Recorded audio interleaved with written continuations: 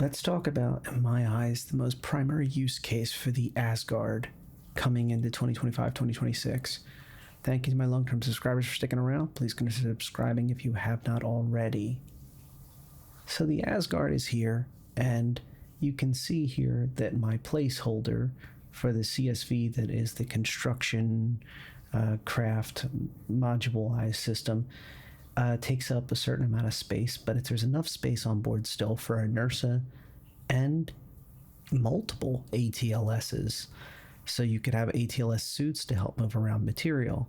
What you probably are noticing about the Asgard is there's no cargo storage outside of that area. It's a lot like a Connie Taurus or something like that, where if you use the space that you're given to put vehicles, you lose CUs of storage space. So even though on paper this ship has more space than a Valk, it still has the same Achilles heel, where if you fill this up with vehicles, you will not have the ability to store as much storage. You will need materials to build bases and player outpost.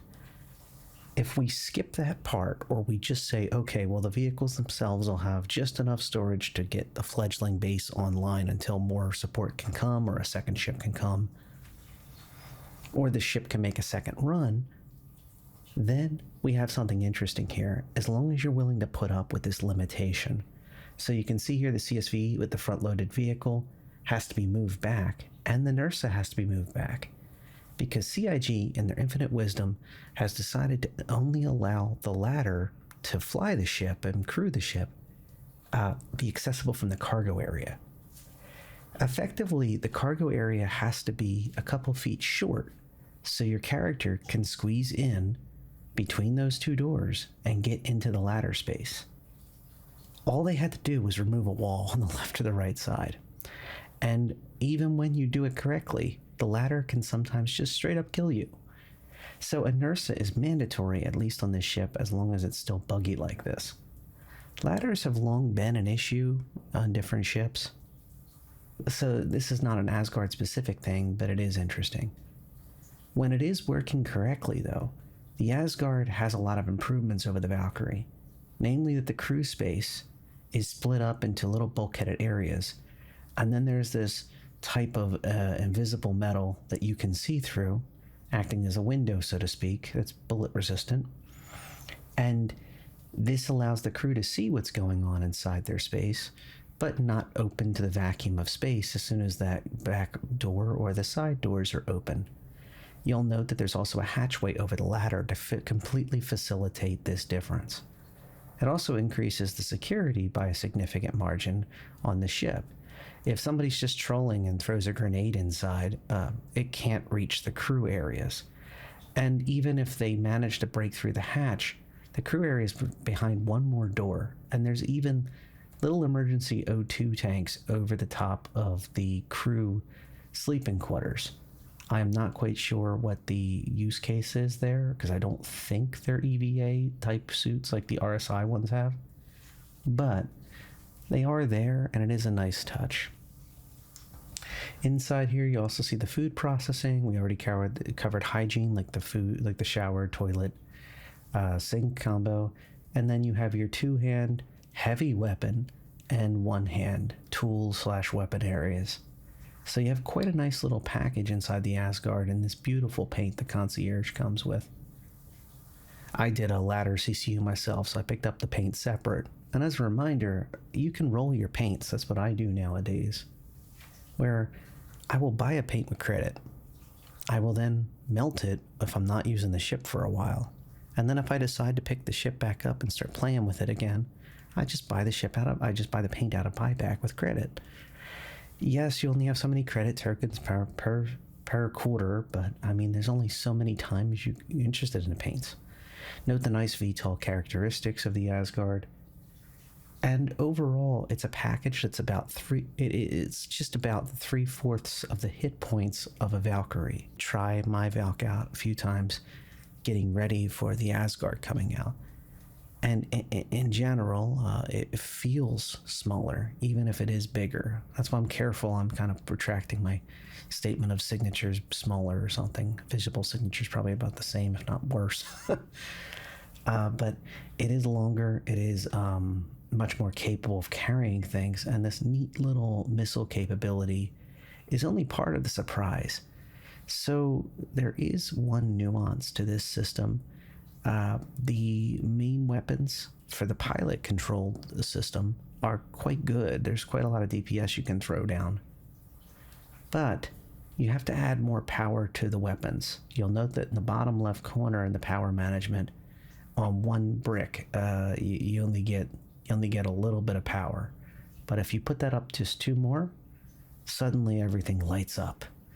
And oh boy, is there a lot of weapon systems, not counting even the missiles, and not counting the dual turret that's on the base of the ship as well. I do think that this ship is useful as a 2-player ship. One player could get by, and then if you have a buddy join up, you would not feel sheepish about having them on board and honestly saying to them, get on that cannon downstairs, and then when we get close, you can hop in the vehicles and roll them out with me. Overall, it's a nice package. Here's a little test of the landing gears, which I wasn't that impressed with. I like landing gears that have long legs. I nicknamed my SRV the Grasshopper, and I really love that ship because it has such a great rough landing approach. I can't imagine why a landing craft ship would desperately need good landing gears that can take a beating, right? Especially under fire. But overall, the package, I think, is pretty nice. This is a hint that it can carry a Nova tank. I have seen friends that have tested this, and it does work relatively okay, and you can even fit stuff in front of the Nova tank. I'd recommend pointing the Nova tank forward, backwards, so to speak, so back it in if you possibly can. And this is something I found on the show floor later on.